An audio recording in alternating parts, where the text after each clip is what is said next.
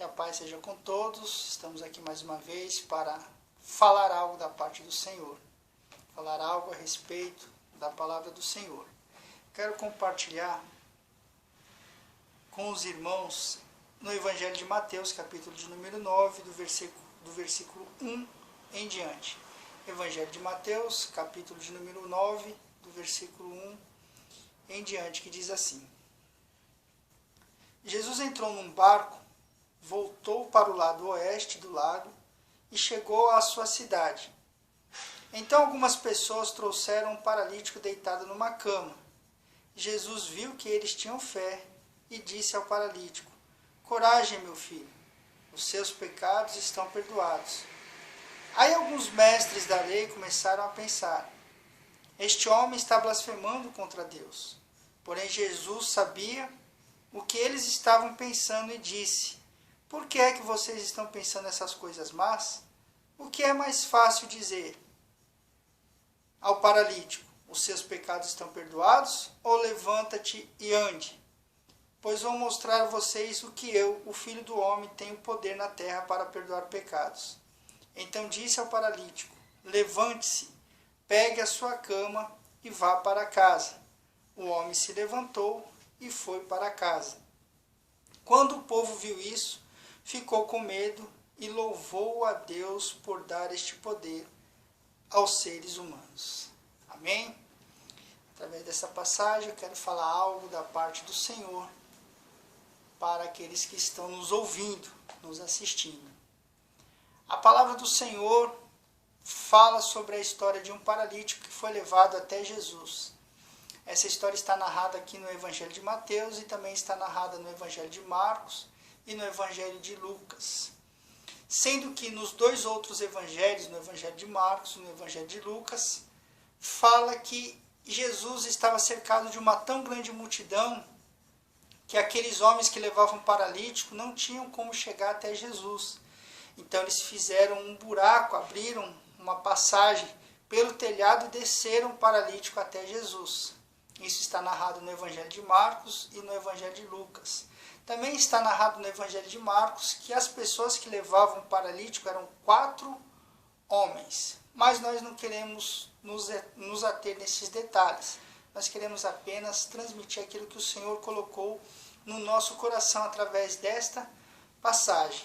Nós podemos observar algumas coisas. Em todos os 3 evangelhos, Jesus, olhando para aqueles homens que traziam o paralítico, ele disse que eles tinham fé. Jesus olhando a fé deles. Então Jesus viu que aqueles homens tinham fé. Aqueles homens que tinham fé levaram um paralítico para que Jesus fizesse ali alguma coisa por aquele paralítico. Quando aqueles homens conseguiram, depois de algum esforço, chegar com aquele paralítico até a presença de Jesus, Jesus olhou para aquele paralítico e disse: os teus pecados te são perdoados. Aqui eu quero parar e aqui eu quero ressaltar o primeiro ponto do que Deus colocou no nosso coração. Quando aqueles homens levaram aquele paralítico até Jesus, eles tinham um desejo, eles tinham uma vontade. Eles achavam que Jesus iria fazer algo. E o que eles acharam que Jesus ia fazer? O que eles queriam que Jesus fizesse? É claro que eles queriam que Jesus curasse aquele paralítico. Mas Jesus olhou para aquele paralítico e falou: os teus pecados te são perdoados. Jesus ele não curou aquele paralítico. Jesus perdoou os pecados daquele homem. Esse é o primeiro ponto. Jesus ele não faz aquilo que muitas das vezes você quer que ele faça, mas ele faz aquilo que é necessário para a sua vida. Segundo ponto, a Bíblia fala que havia muitos homens, muitas pessoas, inclusive os doutores da lei, os escribas e os fariseus, misturados ali naquela multidão. Então, quando eles ouviram Jesus proferir aquelas palavras: os teus pecados te são perdoados, eles pensaram em si: quem é esse para perdoar pecados? Ele está blasfemando. Só Deus pode perdoar pecados. Jesus, conhecendo o que estava no pensamento deles, falou: olha, o que é mais fácil? Eu perdoar os pecados deste homem ou dizer para que ele se levante e anda? Para que vocês saibam que o Filho do Homem tem poder na terra para perdoar pecados, olhou para aquele homem e disse: toma a tua cama e vai para a tua casa. E aquele homem levantou, tomou a sua cama e foi para a sua casa. O segundo ponto que nós queremos ressaltar aqui é que Jesus ele sabe o que é melhor para as nossas vidas. Ele sabe o que é prioridade, ele sabe priorizar, ele sabe não somente aquilo que é necessário, mas ele sabe aquilo que é melhor. Então, primeiro nós vemos que Jesus ele fez na vida daquele homem o que era necessário fazer. Ele estava necessitando de ser perdoado dos seus pecados. E o melhor para a vida daquele homem, Jesus também sabia. E o que era? Ser perdoado dos seus pecados. Mas, como Jesus ele tem poder, e ele manifestou o seu poder naquela ocasião, ele também curou aquele homem e disse para que ele se levantasse, tomasse a sua cama e andasse. Quando Jesus fez isso, ele acabou fazendo mais do que aquilo que aquelas pessoas esperavam que ele fizesse. Além de curar aquele paralítico, ele também perdoou os seus pecados. Ou seja, Jesus ele tem para nossas vidas o que é necessário, o que é melhor e mais do que aquilo que nós precisamos.